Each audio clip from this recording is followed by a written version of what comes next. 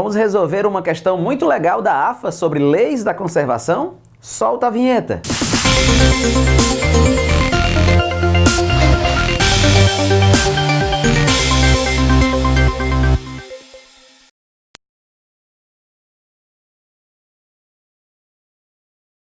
Vamos lá, galerinha, questãozinha legal aqui da prova da AFA, né, 2019, o vestibular que aconteceu no ano de 2018. Basicamente, o que é que nós temos? Olha, o camarada disse que ele soltou uma bolinha de massa M aqui a partir do repouso. Aí essa bolinha de massa M correu. Quando chegou aqui, ela vai entrar numa trajetória parabólica, né? Vai acontecer um lançamento oblíquo, esse alfa é 45 graus. Aí essa bola de massa M vai entrar numa parábola e quando ela atinge o vértice, o ponto mais alto da trajetória parabólica, né? Ela vai colidir com uma outra bola que estava parada, de massa 2 vezes a massa dela. A colisão aqui vai ser bate e gruda, né? A colisão inelástica. Aí as duas vão prosseguir juntas, né? Até que vão atingir uma altura máxima que ele chamou de Hzinho. O que ele quer refazer, professor? Ele quer relacionar o Hzão com esse Hzinho. Viu?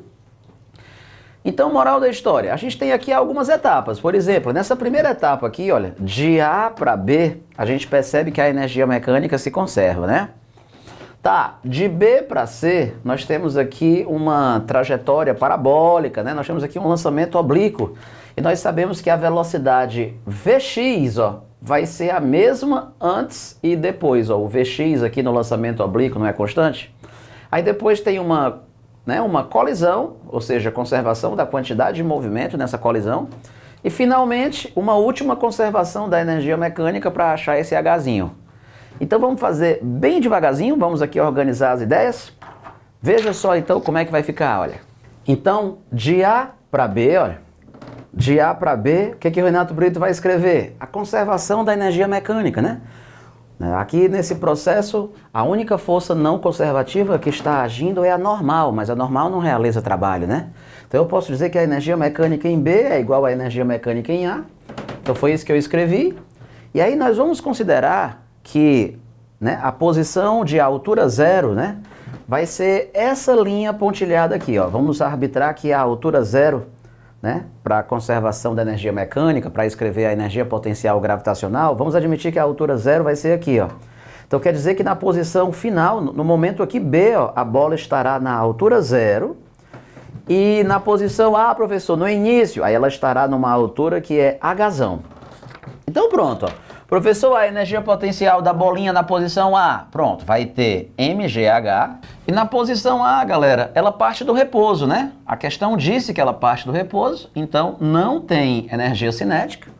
Professor, e quando ela chegar aqui na posição B, energia potencial da bolinha na posição B? Pronto, nós estamos considerando que de A para B, a altura zero é dessa linha. Então a bola, né, na posição B aqui, a altura dela é zero. Não tem altura, não tem altura. E quando ela chegar aqui na posição B, professor, ela vai chegar aqui com que velocidade? Tá, vamos chamar isso aqui de VB. Velocidade ao chegar aqui, vamos chamar de VB. Pronto. E, portanto, a energia cinética na posição B ficaria mvb ao quadrado sobre 2, né? E aí, pessoal, finalizando essa continha, cortei a massa com a massa, passei o 2 multiplicando, né? E aí nós encontramos que essa velocidade VB aqui, ó, ela vai ser o que, professor? Ela vai ser a raiz quadrada de 2GH. Vamos tirar aqui a raiz quadrada. Bom, aqui nós temos então um lançamento oblíquo, né? E no ponto mais alto da trajetória parabólica, né? Tu sabe que essa bolinha aqui não vai ter mais VY. Momentaneamente ela só vai ter VX. Então, VX, ou seja, velocidade horizontal, né? Então, na hora que a bolinha, professor, chega no ponto mais alto aqui, a velocidade dela antes do impacto, vamos chamar de VC, né? Aí o que tem? Essa velocidade bem aqui assim, ó, é a componente horizontal desse VB. Esse VB não tem uma componente VBX e VBY? A componente VBX aqui, ó, é a própria velocidade VC que ela vai ter antes do impacto. Ou seja, VC é a componente VBX, VB horizontal. Ou seja, Renato, VB cosseno de alfa. E o alfa é 45 graus. Professor, pois escreva isso daí? Vou escrever, ó. Então, olha, o VC vai ser o VB cosseno de 45 graus, Sendo que o VB eu já tinha encontrado ali, né? Substituir, ó. Raiz de 2GH vezes o cosseno de 45, que é raiz de 2 sobre 2. Pronto, quando eu fizer essa conta, o que vai acontecer, Renato? A raiz de 2 vezes a raiz de 2 vai dar 2, e o 2 corta com 2. Aí fica só a raiz quadrada de GH. Então essa velocidade VC é a velocidade da bolinha antes da colisão, entendeu? Lembre-se que essa outra estava parada antes da colisão. Renato, então agora o que a gente vai estudar? A conservação da quantidade de movimento. Olha o que vai acontecer aqui, ó. Então eu vou escrever, pessoal, que a soma das quantidades de movimento, ó, das duas bolinhas antes da colisão é igual à soma das quantidades de movimento das duas bolinhas logo após a colisão. Renato, então como é que fica isso? Bom, quantidade de movimento, tu sabe, né? A massa vezes a velocidade. Então a quantidade de movimento da primeira bolinha, ó, logo antes, é o que, Renato? A massa dela vezes VC, né? Que eu chamei ali de VC. Professor, e a outra bolinha estava parada, né? Isso. Então, logo antes da colisão, ó, a soma estava dando isso. O senhor botou 0 porque a segunda bola está parada antes da colisão. Tá, professor, e aí com o impacto, essas duas bolas vão sair se movendo juntas, como se fosse um corpo só. Porque ele disse que a colisão é inelástica, pessoal. Colisão inelástica é colisão bate e gruda. Bateu? E aí? Oh, e aí vamos juntos, entendeu? Renato Brito, então, vão se comportar como se fosse um corpo só. Então eu posso dizer que tudo se comporta como se fosse uma única bolinha de massa quanto? M mais 2M, né? E elas vão sair, professor, com que velocidade após essa colisão? Sei lá, vamos chamar de U. Professor, U não é energia interna? Não, complica não. É a velocidade que elas têm logo após, né, a colisão, entendeu? Então, quando eu fizer essa conta aqui, ó, tu percebe que essa massa, né, vai cortar com essa massa e você vai descobrir, ó, que a velocidade que elas vão ter logo após o impacto, né, vai acabar dando o quê, professor? Olha, quando eu pegar esse 3, ó, e eu passar dividindo, esse U vai dar VC sobre 3. Só que tu sabe quem é VC, né? Ah, VC eu posso tirar dali e colocar aqui, ó.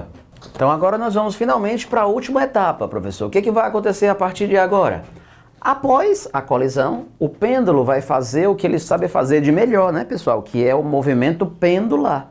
E tu sabe que um pêndulo oscilando é um sistema conservativo, né? Porque a atração é a única força não conservativa que está agindo, né? Mas ela não realiza trabalho mesmo, né? Na oscilação do pêndulo. Então o que o senhor vai dizer? A energia potencial mais a cinética do pêndulo, quando ele estiver nessa posição mais baixa, é igual ao quê? A energia potencial mais a cinética dele quando ele chegar aqui, né? Tu sabe que nessa posição final, né, é quando a bolinha para voltar, né? Tu sabe que aqui ela não tem velocidade, né? Professor, então bora escrever a conservação da energia mecânica daqui para cá? Bora, como é que vai ficar isso daí? Vou escrever agora, ó, veja. Bom, então aqui a gente vai fazer o seguinte, pessoal. Como aqui você tem dois níveis, né, para a altura, quando você tem dois, você chama o de baixo de altura zero, né? Para escrever a energia potencial MGH. Então vamos dizer que essa altura aqui é a altura zero, e quem estiver bem aqui assim, professor, vai estar numa altura Hzinho. Então vamos lá, Renato. Energia potencial mais a cinética da galera no início. Bem aqui assim, ó. A energia potencial, bem aqui assim, vai ser zero. Por quê? Porque MGH vai ser uma altura zero. Estou considerando que aqui assim é o nosso chão. Entre essas duas posições, a de baixo, o senhor sempre arbitra que é o chão, né? Então a energia potencial ali é zero, porque a altura vai ser zero. Renato Brito, e a energia cinética dessas bolinhas logo após o impacto? Tu se lembra que aquelas bolinhas logo após o impacto é como se fosse uma única massa, 3m, ó. Ah, tá, que vai sair com uma velocidade U. Esse U, né, que eu tinha calculado, ó. Então logo após o impacto, 3m vezes U ao quadrado sobre 2. Vai ser a energia cinética, né? Veja. E Renato Cabrito, e a energia potencial, professor? Quando chegar lá em cima, tem a altura. A altura é Hzinho. Então, em vez de ficar, né? Então vai ficar 3m, que é a massa da bolinha, né? G vezes H, vezes a altura. E professor, e quando chegar lá em cima, qual vai ser a energia cinética? Ora, lá em cima não é velocidade zero? Não é na hora que ela para voltar, né? então a altura é zero. Quer dizer, a altura não. A velocidade é zero, a energia cinética é zero, né? Tá. Então, quando eu faço essa conta aqui, ó, tu percebe que a massa 3m, ó, vai cortar com a massa 3m. Esse 2 passa pro outro lado multiplicando, professor, como é que vai ficar? Pronto, ó, vai ficar o seguinte, ó.